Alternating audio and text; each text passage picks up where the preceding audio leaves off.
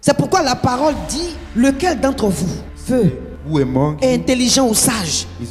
Lequel d'entre vous doit faire savoir par ses œuvres? Alléluia. Et au travers des œuvres, c'est pourquoi il y a des gens qui n'aiment pas se mélanger aux autres, parce qu'ils savent qu'on va détecter leur conduite. Alléluia.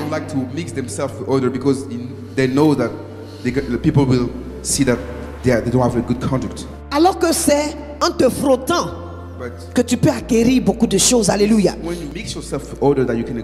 Est-ce qu'on saisit? Pour faire connaître ses œuvres, il faut travailler, avoir une bonne conduite, s'éloigner de toutes ces choses dont Jacques 3 nous dit. C'est très important, bien aimé. Le cœur qui est amer, le cœur qui est jaloux, l'esprit de sagesse ne va pas se poser là, ne va pas se garder là. Alléluia. Un esprit de dispute, des esprits guerriers. L'esprit de sagesse est un esprit de douceur. Allez, on va doucement.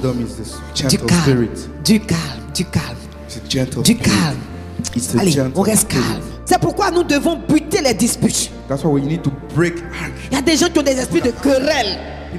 Quand ils arrivent là, il faut que tout le monde se batte en même temps. Ils vont à gauche, ils posent. Ils viennent à droite, ils posent. Ils vont devant, ils posent. Ils viennent derrière, ils posent. Et puis ils sont arrêtés, ils regardent. Allez, fight, fight, fight, fight. C'est un esprit qu'il faut buter de nos foyers, buter de nos vies au nom de Jésus, buter au milieu de la communauté, buter dans nos maisons. Alléluia.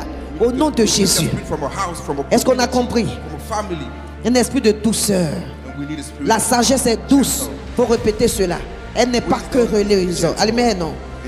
Il dit, si vous avez un esprit de dispute, vous êtes en train de mentir contre la vérité. Les esprits de dispute, c'est que c'est la sagesse terrestre, non pas la sagesse d'en haut. Et la parole dans Jacques nous décrit comment la sagesse doit être. La sagesse d'en haut, la sagesse qui vient de Dieu, a des qualificatifs. Il faut dire qualificatif. La première, ou bien le premier qualificatif, c'est quoi? La pureté.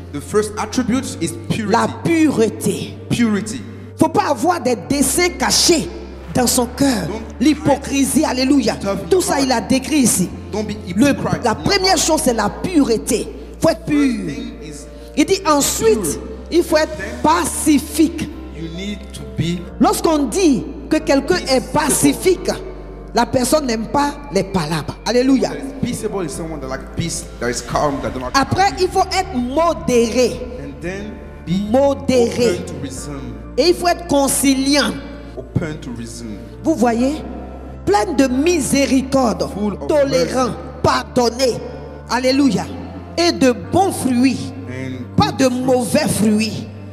Alléluia. Et il a cité quelques fruits que la sagesse ne doit pas trouver. Et je cite ces fruits-là. Il dit duplicité et hypocrisie. Bien aimé, c'est des choses. Nous devons les buter de nos vies.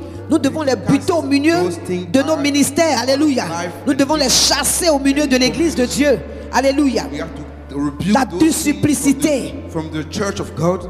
Quand je suis à l'église, j'ai un visage. Mais quand je sors de l'église, j'ai un autre visage. Alléluia. Je suis double dans ma vie.